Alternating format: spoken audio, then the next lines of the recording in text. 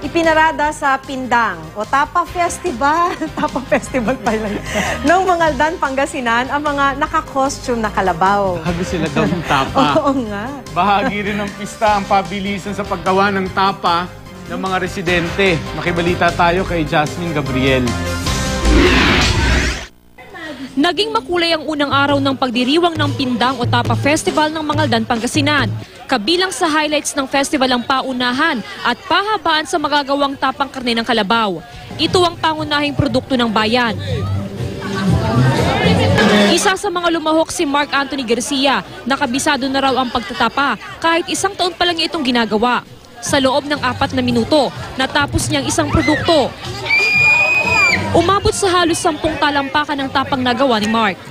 Dapat mahirap pag nasugat man sa Pangasinan kasi Pindang, pahabaan. Yun ang first contest na ongoing, ano? Ang ilang ginang naman, lumahok sa tapa cooking contest. Kabilang sa mga ibinidang putahe ang orange pindang na luto ni Aling Jessa. Pindang broccoli naman ang inihanda ni Aling Jovi. Isa-isa namang ipinarada ang mga bida ng pista. Walang iba kundi ang mga kalabaw na pinagkukuhanan ng karning ginagawang tapa. Binihisan pa ang mga ito ng makukulay na costumes. Ang kalabaw ni Francis Vincent Santos, Filipiniana ang tema ng costume. Tuwa po kami kasi nabihisan namin siya tapos hindi siya magulo.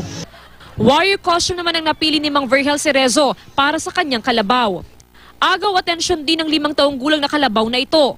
Bukod sa maganda nitong balahibo, sumusunod din ito sa utos ng kanyang amo gaya ng pagupo. Talagang ko. Talagang araw-araw. Dinadarak ko. Inihayitan ko ma'am, saka nilagyan ko po ng video oil. Ngayon lang ako nakapanood ng ganito eh. ng ano, Sa mga alagang kalabaw.